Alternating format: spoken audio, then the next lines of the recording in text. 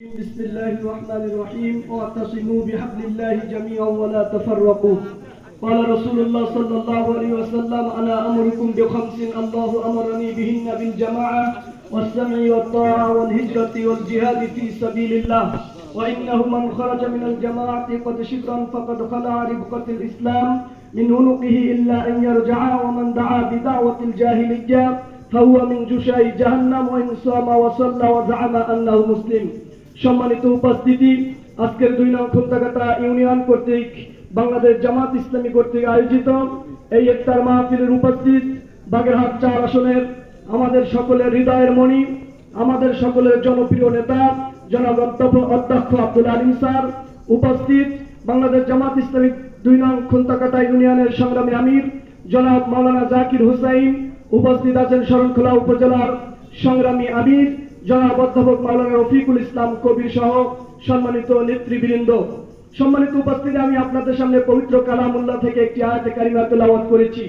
আল্লাহ তাআলা স্পষ্টভাবে বলেছেন, ওয়াতাসিমু বিহাবলিল্লাহি জামিআন ওয়া লা তাফাররাকু, তোমরা আল্লাহর রজ্জুকে শক্ত করে ধারণ করো। আল্লাহর রজ্জুকে তোমরা সবাই একত্রিত মিলে এটাকে শক্ত করে হৃদয়ের মধ্যে বদ্ধমূল করো। খবরদার, ইসলামের ব্যাপারে তোমরা পরস্পর পৃথক হয়ো না।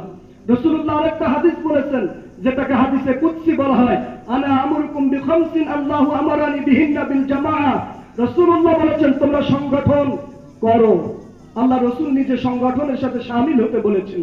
আল্লাহু আমারানি বিহিন্না বিল জামাআ, জামাতের সাথে থাকতে বলেছেন, সংগঠনের সাথে থাকতে বলেছেন। এটা রাসূলুল্লাহর হাদিস। 2 নম্বরে বলেছে, সেই সংগঠনের নেতা, সেই আমির তোমাদেরকে যে নির্দেশ প্রদান করবে তা তোমরা অক্ষরে অক্ষরে পালন করবে।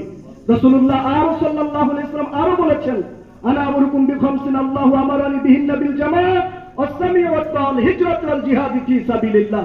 3 নম্বর হলো আল্লাহর দ্বীন কায়েমের প্রয়োজনে যে কোনো মুহূর্তে পরিস্থিতি তোমার জন্য অনুকূলে নাও আসতে পারে, তখন তুমি আল্লাহর দ্বীনের জন্য দেশ থেকে যদি অন্য দেশে তোমাকে পলায়ন করতে হয়, এটাকে বলে হিজরত।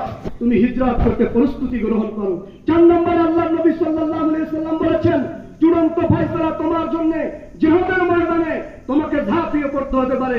যেমন করে আজকাল ফিলিস্তিনের মুসলমানের রোজাদাররা তারা জিহাদের ময়দানে আছে, এভাবে যদি তোমাদের বাংলাদেশের মুসলমানদেরও জিহাদের ময়দানে যদি তোমাদেরকে ঝাঁপিয়ে পড়তে হয়, চূড়ান্ত প্রস্তুতি হিসেবে জিহাদের ময়দানে তোমাকে ঝাঁপিয়ে পড়তে হবে।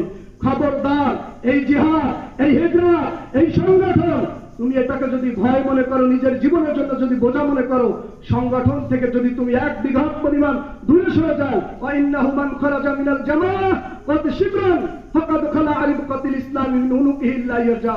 মনে করো না নামাজ রোজা হজ যাকাত করলেই বুঝি তুমি ইমানদার হয়ে গেছো। না, সংগঠন থেকে সংগঠনের প্রতি খারাপ লাগার কারণে, নিজের ইমানের দুর্বলতার কারণে 1 বিন্দু পরিমাণ, 1 বিঘা পরিমাণ যদি তুমি দূরে সরে যাও, তুমি যেন তোমার গলার রশি থেকে ইসলামের রশিকেই খুলে ফেললে। যতক্ষণ না তুমি আবার সংগঠনে তাওবা না করে ফিরে আসো। রাসূলুল্লাহর কাছে আরো বলা হয়েছে, সাহাবায়ে কেরাম প্রশ্ন করেছে, ইয়া রাসূলুল্লাহ, যে নামাজ পড়ে, রোজা রাখে, হজ করে, যাকাত করে, সেও কি জাহান্নামী হবে সংগঠন থেকে দূরে সরে যাওয়ার কারণে, এই বায়াত থেকে দূরে সরে যাওয়ার কারণে? রাসূলুল্লাহ বলেছেন, হ্যাঁ, সে যদি নামাজও পড়ে, রোজাও রাখে, হজও করে, এরপরে ফাহুয়া মিন জুশাই, সে অবশ্যই জাহেলিয়াতের যে আহ্বান, সেই আহ্বানে সে সাড়া দেওয়ার কারণে, সেদিকে সে থাকার কারণে, সে নামাজ রোজা করার পরও সে জাহান্নামে প্রবেশ করে।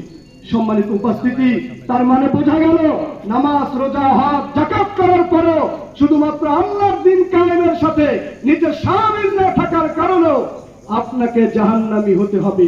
সুতরাং আমি আপনাদেরকে আজকের এই প্রোগ্রাম থেকে আহ্বান করছি, রাসূলুল্লাহর এই হাদিস অনুযায়ী আমি আপনাদেরকে আহ্বান করছি, যারা ইসলামী আন্দোলনের সাথে যুক্ত হননি, মৃত্যুর আগে একবার ইসলামী আন্দোলনের সাথে নিজের নামটা লিখায় এই আন্দোলনের সাথে শামিল হয়ে, এই প্রোগ্রামের সাথে শামিল হয়ে আগামী দিনে বাংলাদেশ জামাত ইসলামী সকল কর্মসূচিতে আপনার নামটা নিজে শামিল করে মৃত্যুবরণ করি, এই আশাবাদ ব্যক্ত করে আমি আমার সংক্ষিপ্ত বক্তব্য শেষ করছি এখানে। আসসালামু আলাইকুম ওয়া রাহমাতুল্লাহি ওয়া বারাকাতুহু।